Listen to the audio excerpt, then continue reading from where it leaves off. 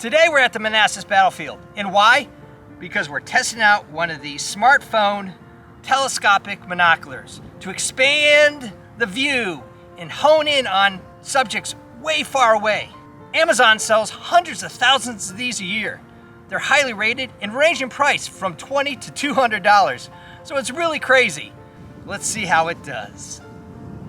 Okay, here we go. This is what's in the box. It's a monocular high quality telescope, 100% guaranteed. So let's see what's in the box. First thing you do is you get some instructions how to use. That's always good. Here is probably the most important part. That's the interface between the phone and the monocular. Now, if you're just getting this monocular for using instead of a binoculars, I guess it's half the weight and half the size. Okay, here's the tripod. Very basic. I think I paid about $20 to $30 for this. I'll post somewhere up here. There's a nice pouch that you get to hold the actual monocular in, which is kind of nice. You've got a protective cover on this side and a protective cover on this side. An optic since 2009, which I guess leads it to credibility. It's a 12 times 42 and it says 96 M at 1,000 meters. 1/4 inch mount that pretty much every tripod's made to, at least the smaller ones. All right, so initial impressions, not so bad. Now, with glasses, you keep it like this. Without glasses, you turn it like that. I guess that gives you a little cup to rest your eye in. And then this is adjust the focus of the actual monocular. Let's see how that does. I guess, when it's fully all the way into the end of the thing, it's this far. And then as I move the knob, 1/2 inch, 3/4 inch. A little top heavy here. I guess you could make some minor adjustments.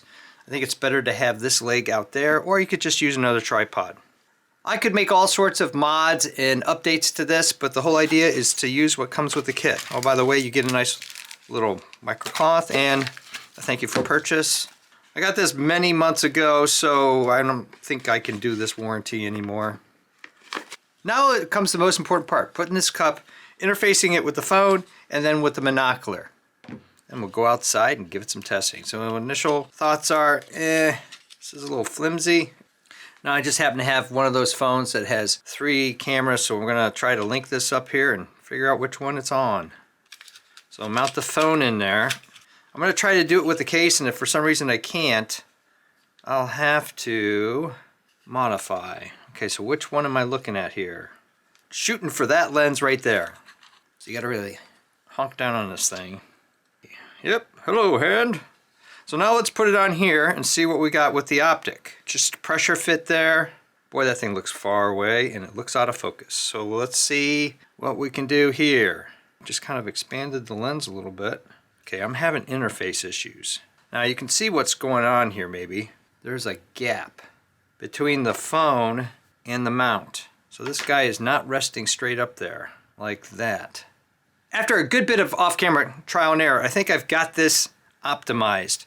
I've shortened the length here and got that in as close as I can, and I've used a rubber band to kind of force the phone with the plastic camera interface. And you can still see that I can kind of slide a piece of paper through there, but it's a lot better than it was.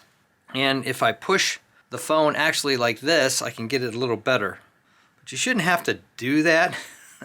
So the next step is to take it outside and see if we can get some distance on this thing and figure it out. Okay, we're out at Manassas battlefield. We're gonna try this guy out, looking at statues and cannons and houses way far down range, almost like you were sighting in artillery.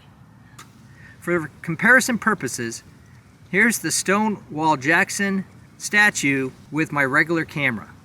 Here's the Stonewall Jackson statue at 1x on the phone. I'll try to zero in, see if we can get it a little more focused. It's hard to see. All right, now let's bump up the phone and then we'll try to bump up the optic. And we'll hone in on his sword. like adjusting a microscope. The phone is actually at 5.8 and the optic is doing its thing. That's what it looks like. That's a pretty tight end shot. Okay, I've never seen anybody do this before, but I'm going to try to change the format and go horizontal instead of vertical, and we'll see if that works any better. It seems that the mount is closer this way, but you've got a lot of weight onto one side as opposed to up and down when you have the phone like this. So we'll check it out and see how it works. And since gravity's not in my favor here with the original mount that came with the camera, I'm gonna kind of break my own rule here and go with this Ulanzi mount that has a lot more flexibility and adjustment in order to stabilize this monocular and the counterweight as best as I can. Okay, here we go at 1x for the phone, and we're going to zoom that out so we get a bigger field of view. That is at 4.7 times on the phone and then the optic, and let's see if we can zoom in a little bit. Alright, so there he is, there's his sword.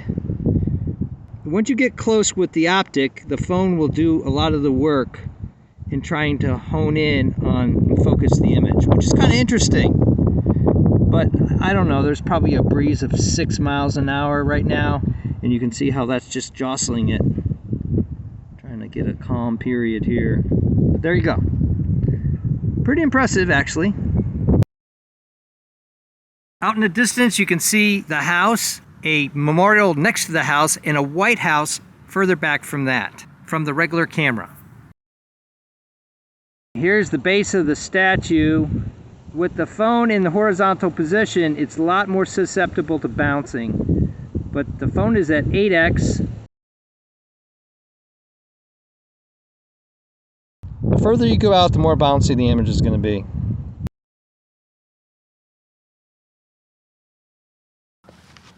So what did we learn here? Several things. First of all, a crummy mount is going to affect your ability to use this monocular. You can do horizontal, but you need a fairly decent tripod. I'll post this one down below. Also, if you're in any kind of wind or breeze, this thing's going to shake around a lot unless for some reason you've got it concreted into the ground. Don't know how you could do that. This is a really solid mount most of the time, but there is a lot of side force weight when you go with this profile. I've never seen anybody go with a profile, even in the sales pictures on Amazon, to do something like this, but I think we've shown that you can do it. Thumbs up and comments always appreciated. Thanks for watching. If you're interested in evaluations and creative ideas with electronics, sports gear, designs of all kinds, making and breaking things, I even do costumes, cosplay, and props. Check out my channel and please subscribe, because you never know what you're gonna see.